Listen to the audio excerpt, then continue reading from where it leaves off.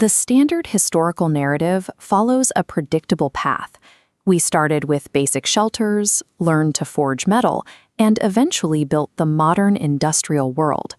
But the deeper you dig, the more the timeline breaks down. In many of the most ancient archaeological layers, we find artifacts that are significantly more complex than the ones found in the layers above them. These ancient Chinese jade carvings are a prime example.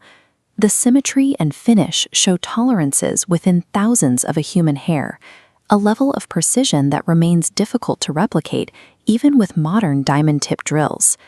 In Peru, we find 80-ton granite blocks quarried miles away and fitted together so tightly that a piece of paper cannot slide between them. This isn't just clever masonry, it's an engineering standard that defies the simple copper tools attributed to these civilizations.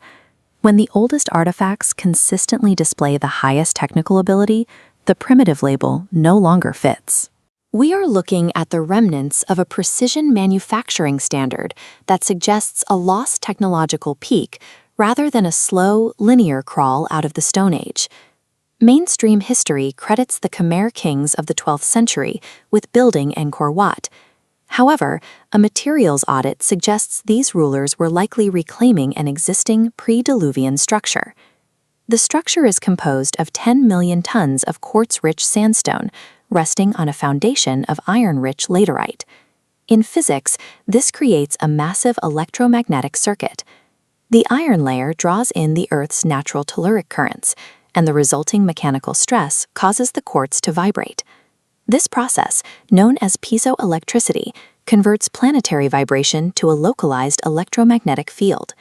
This functional approach to architecture is also visible at Giza. While often dismissed as a tomb, recent synthetic aperture radar scans by researcher Filippo Biondi have identified structures beneath the Khafre pyramid that look more like industrial infrastructure. The radar reveals a subterranean network extending over 2,000 feet deep. It includes vertical shafts, spiral pathways, and 80-meter cube-shaped chambers, geometries that suggest an engineered facility rather than a burial site. This is supported by the scan pyramids data, which used cosmic ray muons to find a 30-meter-long big void inside the Great Pyramid. Infrared scans also captured localized heat signatures at the base, indicating active thermal retention within internal conduits. The presence of thermal retention, resonant cavities, and piezoelectric materials matches the technical profile of a hydrogen maser. These monuments were likely built as water-cooled acoustic and chemical power plants, designed to broadcast specific electromagnetic frequencies. If these sites are actually macroscopic frequency-based machines, it raises a biological question. What kind of being possessed the specific physiology required to operate them?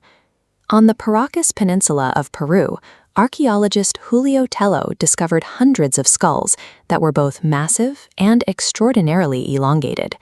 Head binding alters shape, not volume.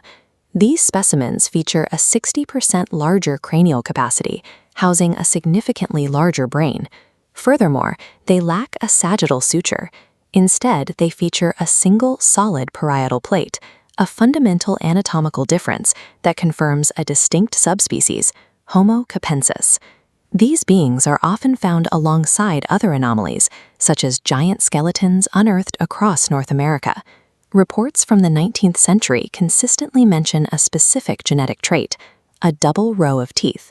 A double set of teeth acts like the strings on a 12-string guitar, creating a complex resonant cavity. This would allow an operator to produce vocal harmonics and overtones with extreme precision. By controlling the phase of these simultaneous frequencies, they could generate phase-locked sound fields, the exact physics required for the sonic manipulation of matter and stone. These weren't random mutations. These were operators, a priestly class with biological hardware specifically engineered to interface with the frequency-based technology of the ancient world. This suggests that later civilizations didn't build these grand structures. They were survivors who reclaim the indestructible ruins of a fallen, high-tech era. The site of Gobekli Tepe serves as a permanent record of this collapse. It was built not just as a temple, but as a time-stamped memorial of the civilization that came before. Researchers decoded the animal carvings on the site's vulture stone, revealing they were actually astronomical constellations. Using computer modeling, they pinpointed the exact date the carvings represent, 10,950 BCE. This matches the timestamp for the Younger Dryas impact event. This global cataclysm wiped out the operator class and buried their global acoustic network under layers of debris. Our history is not a steady march of progress, but a cycle of destruction and inheritance. The most advanced scientific discoveries we will ever make are likely already here, waiting to be uncovered in our own past.